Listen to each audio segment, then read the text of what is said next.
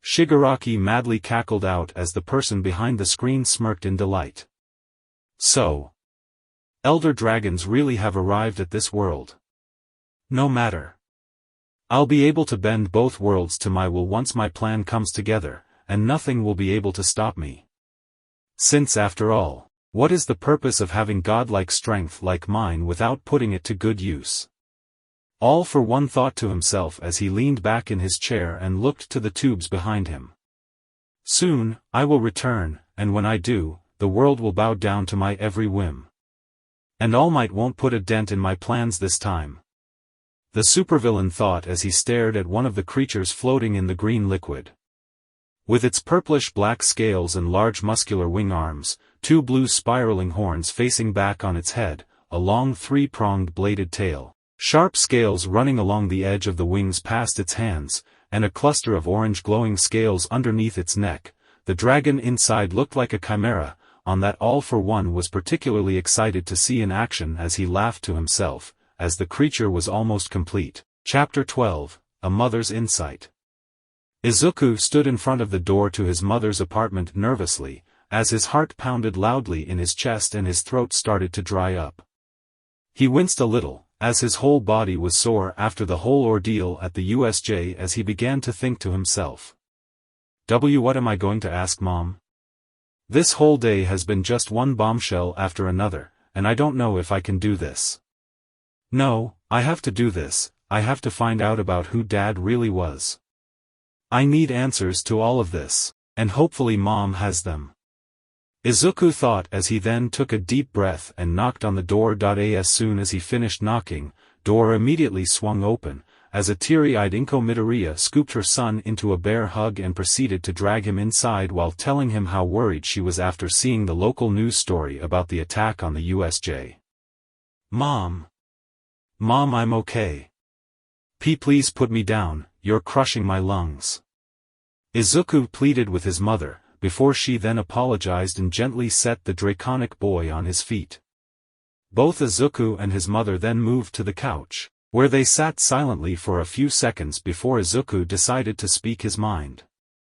Mom. I have to ask you about something. What was Dad really like? Because something happened at the USJ, and I feel like you haven't told me the whole truth. Izuku shyly spoke up, as his mother then solemnly nodded before sighing and looking Izuku straight in the eyes. You meet your father's friend, didn't you, Izuku? The one he has guard us, Volstrax, right? Inko calmly said before Izuku slowly nodded. The older brunette sighed before softly smiling. I knew this day would come, but I've always known I wouldn't be ready for it. Before you ask, Izuku, yes, I've always known about your father's true identity, and everything that Volstrax has said about your father is true. But why didn't you tell me? Izuku exclaimed. Because you weren't ready to know about it back then, you were too young. I still think you're too young.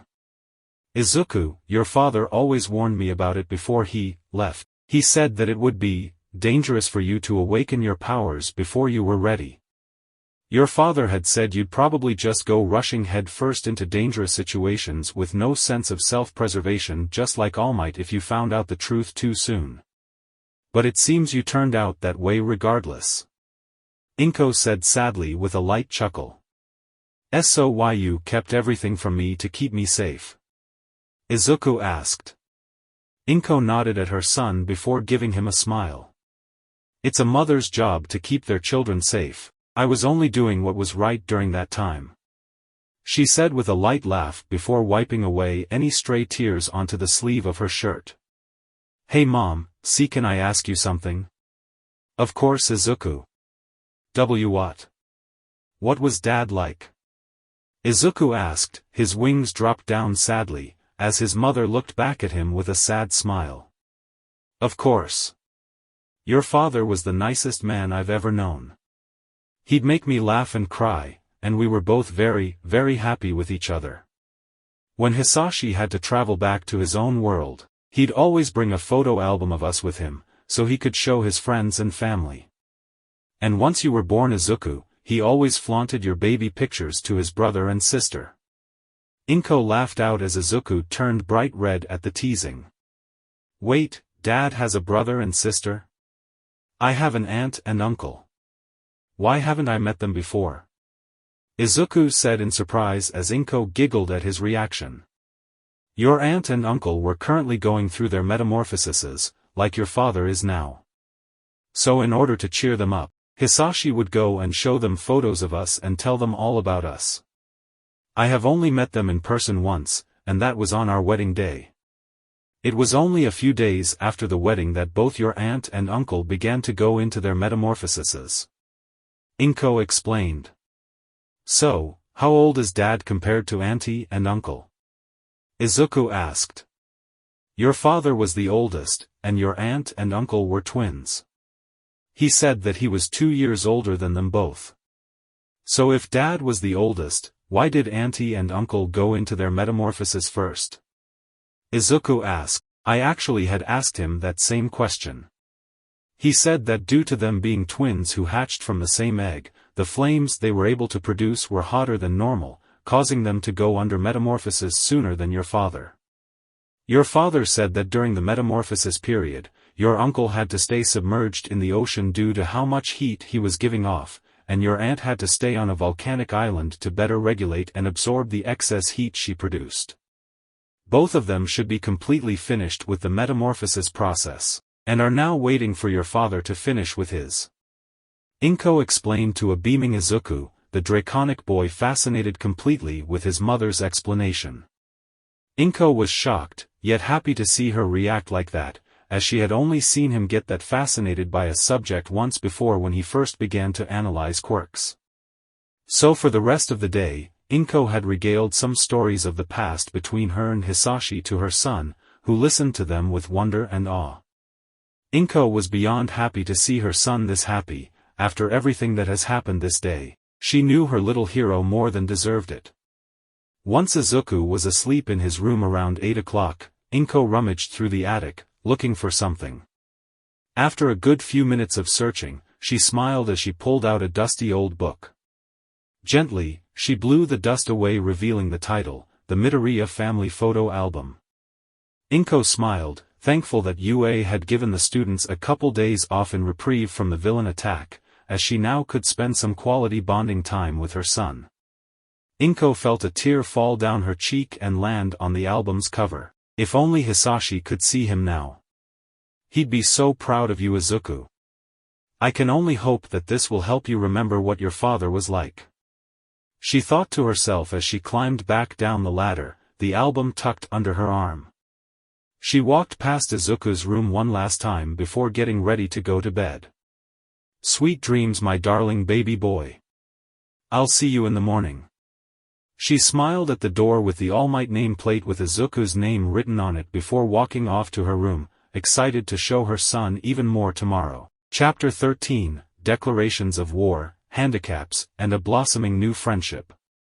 The day of the sports festival has finally arrived, and Izuku was practically buzzing with excitement. Bakugo and Uraraka snickered upon seeing the draconic boy's tail wag happily as they all waited for Present Mike to call them for the opening ceremony. Midoriya.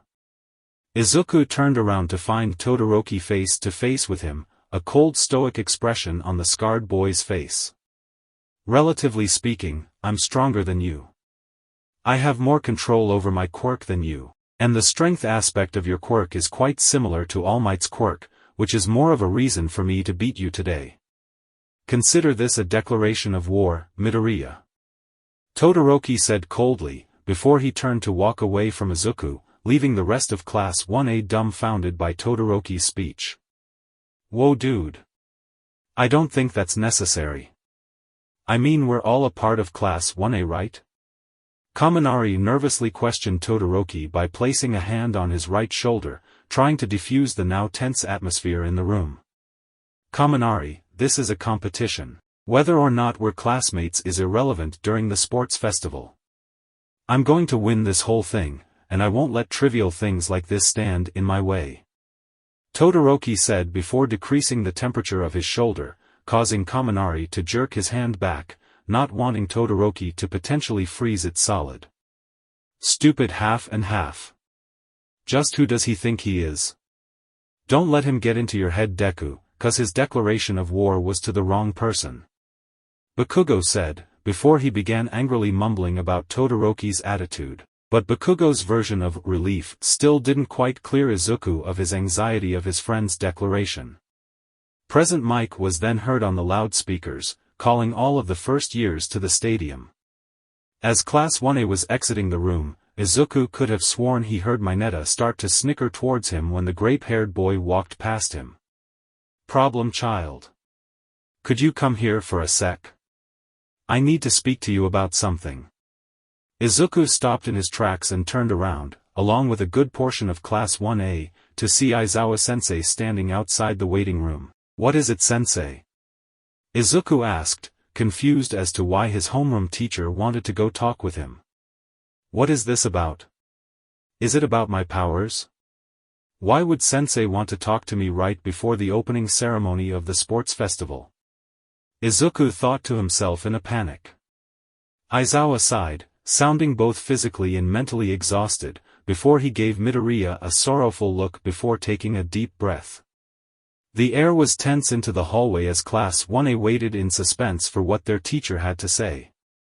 I'm sorry, problem child, but after some in-depth and lengthy talks between Principal Nedzu and U.A's top sponsors, the Minetas, it was decided that you would not be allowed to use your wings mutation of your quirk during the first two events of the sports festival.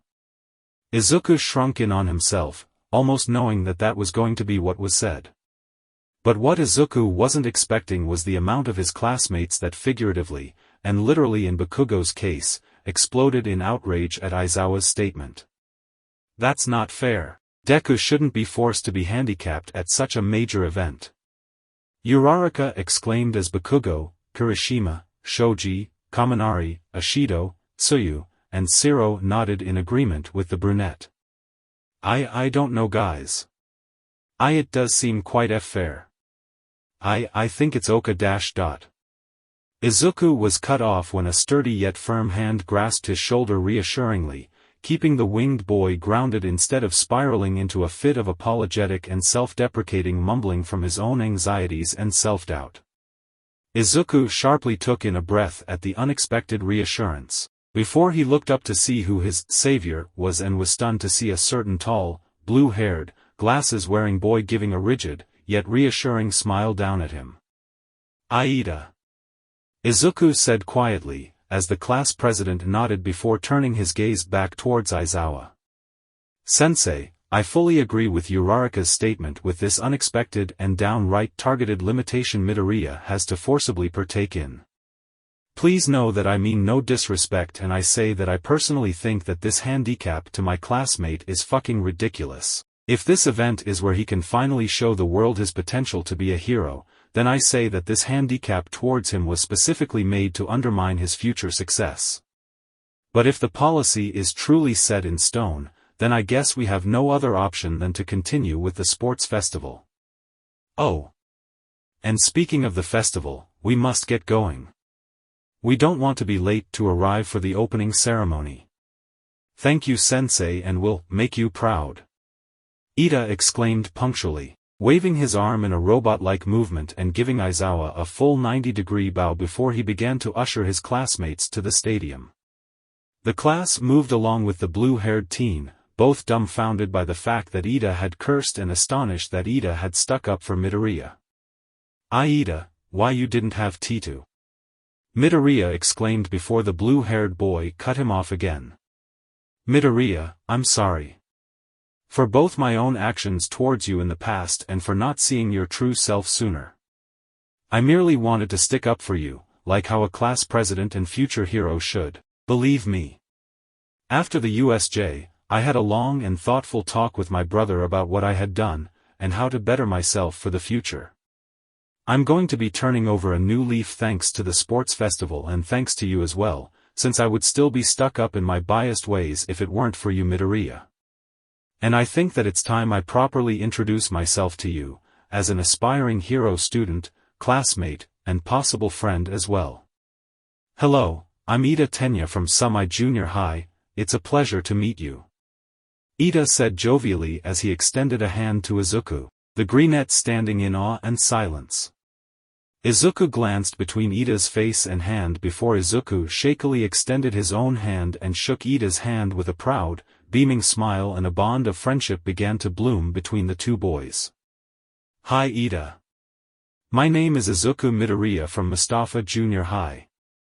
It's nice to meet you too," Izuku said happily as his tail wagged back and forth, making the taller Ida blush as they rejoined with the rest of their class, and they all stepped into the light of the stadium, ready to show the world they are here, and that they won't back down no matter the odds. And the first class to arrive are UA's own heroes in training, who showed their bravery during the USJ attack. It's the infamous Class 1A. Present Mike had announced as the crowd roared with cheers and applause for the heroes in training. Izuku, along with the rest of his class, scanned the large crowds of spectators, as most of the class was excited to take their first step towards becoming pro-heroes. But other more timid individuals, like Koda and Izuku, were more nervous and a bit intimidated by the large amount of people that would be watching them today. They were led to the arena in the middle of the stadium by Ida as the rest of the first-year students began to enter the stadium, each class being introduced by Present Mike just like 1A. Soon, all of the first-year students now waited behind their class reps in front of the arena as the cheers of the crowd began to die down, and a brief moment of silence was present in the stadium. But unfortunately, this moment didn't last for long as Present Mike began to speak again.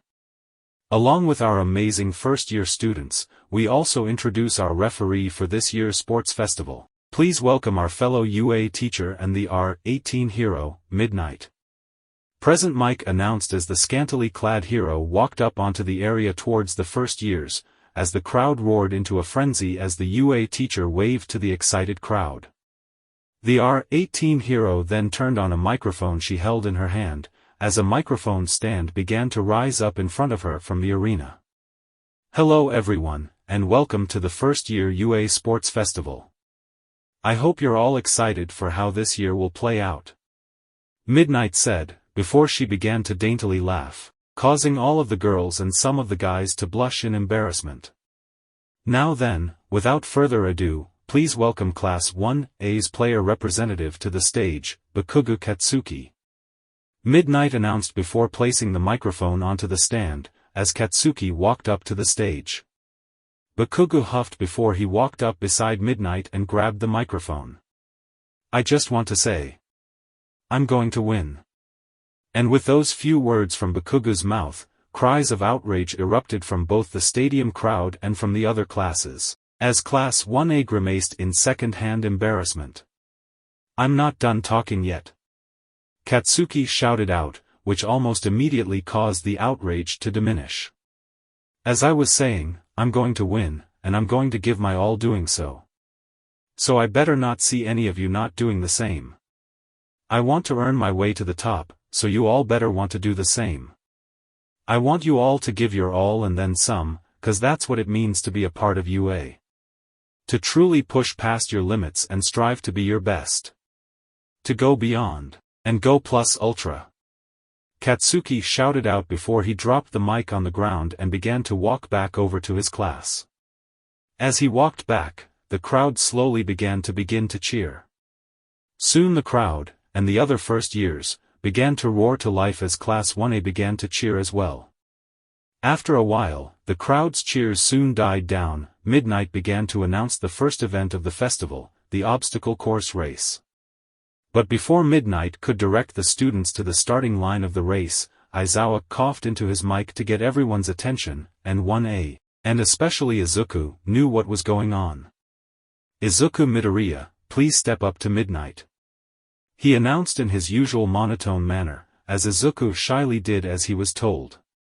Midnight whispered an apology to the Greenette before she gently folded in his wings and cuffed his wings in place so they couldn't move. It only took 2 seconds after the deed was done when both the crowds, and other students, began to roar out in outrage even louder than their earlier outburst towards Bakugo. "That's bull crap. What is this? Why are they cuffing a student? This is some blatant quirkism if I've ever seen it." The crowd shouted out, voicing their shared disgust at the school's actions, as Aizawa audibly sighed into his mic, catching the crowd's attention. I know. Several of the other teachers, Principal Nedzu, and myself are just as mad as you all are now. But sadly this decision was made due to several of UA's benefactors, including the entire Minoru family and even the HPSC, believing that it would have been unfair to the other students if Midoriya wasn't handicapped for the first two events. If you have any complaints about this, take it up with them, as this decision was out of our control. Aizawa explained to the still fuming crowd, a slight tone of anger present in his usual deadpan voice. Soon Izuku walked to the start of the race, his back feeling very uncomfortable in their restraints as a certain grape-haired boy snickered at the greenette's misery. But then, Izuku felt his scales begin to tingle on his right side. He glanced over and noticed Todoroki nearby with a deadly serious look on his face, as he felt a slight chill. Izuku's eyes widened, as he knew exactly what was going to happen and activated One for All on instinct, before the starting pistol was fired. Soon, the whole hallway everyone started in was frozen over almost instantly, as Izuku's reaction saved him from being fully frozen in place, but Todoroki's plan still worked as the greenette's right foot was caught in the ice. Izuku, using 1% of OFA's power, began to try and free his foot from the ice that encased it, as he began to wish the ice was able to melt a little. As his teeth chattered together from the cold and began to try and pull his leg free, his scales began to glow orange as he began to think warm thoughts to try to keep himself warm. After one last good tug, Izuku's foot was finally freed, as he fell onto his back. Izuku winced from the fall before he stared at confusion at his now wet shoe, where he expected to see some ice flakes still left on it. Did I melt my way out? How did I do that? Was it because I thought about being warm near a fire to keep my mind off of the cold? Izuku thought to himself before he realized that several other people were also free from the ice and he was beginning to fall behind. The greenette got to his feet and activated One for All, safely using it to catch up to find that Todoroki had already gotten past the second obstacle, the robot gauntlet, by freezing them solid, trashing the group of 0-pointers. But there were still several other robots left, and one of them charged at Izuku. Izuku sidestepped the hulking mass of metal before he slashed the robot's head off with his claws and One for All's strength. I can't fly anymore, but I can use One for All. Maybe I can use something else to help me. Aha! Izuku thought to himself before he picked up a large slab of metal for the defeated robot, before a second robot charged him. Izuku then used the metal as a shield to first block the robot's punch, before using OFA to swiftly jump on top of the hunk of junk before he delivered a OFA-empowered tail smack straight to its face that caved its face inward, rendering it useless. After landing back onto his feet, Izuku picked the slab of metal back up and got back into the race. The blackish-red sparks danced across his scales as he continued to run, reaching the third obstacle, the fall. Izuku then deactivated OFA and carefully climbed across the wires, reaching the other side where he spotted the final obstacle and Todoroki and Kaken fighting for first. Izuku activated OFA once more to catch up, and arrived at the beginning of the minefield. He saw Todoroki and Kaken fighting over first place halfway across the minefield, with pink explosions going off around them. Izuku gritted his teeth, as he knew that he couldn't catch up and win without doing something desperate and reckless, and when he thought up his idea, he knew his mother was going to kill him. Ida was a quarter of the way through the minefield when he heard a loud explosion come from behind him. He, along with everyone else who was nearby the minefield, including Bakugo and Todoroki, turned around to see a giant pink cloud rising from the start of the field, one too big to be caused by any singular mine. What's this? It looks like one of the students set off a whole bunch of mines. But who could it be? Hisashi, do us all a favor and look up. Aizawa stated with a deadpan look, as Present Mix's jaw dropped at the sight of a certain greenette on top of a piece of metal, being launched across the sky by the explosion. IIT Izuku Midoriya of Class 1A. The explosion from the group of mines he gathered are sending him rocketing towards Todoroki and Bakugo. Eraser, did you teach this kid that? Present Mike squawked out. Nope, Problem Child did this all on his own. Aizawa replied, as now everyone's attention was on Izuku, who was now beginning his descent back down to solid ground and now ahead of Bakugo and Todoroki. Both Bakugo and Todoroki gave up their fight for first place and decided to try and take it back from Midoriya, as they chased after him to keep up. Todoroki skated towards Midoriya's left with his ice while Bakugo was blasting towards him on his right, as Izuku was almost at the ground. Well, that's it for today, folks. Don't forget to subscribe and like if you like this story. See you all next time.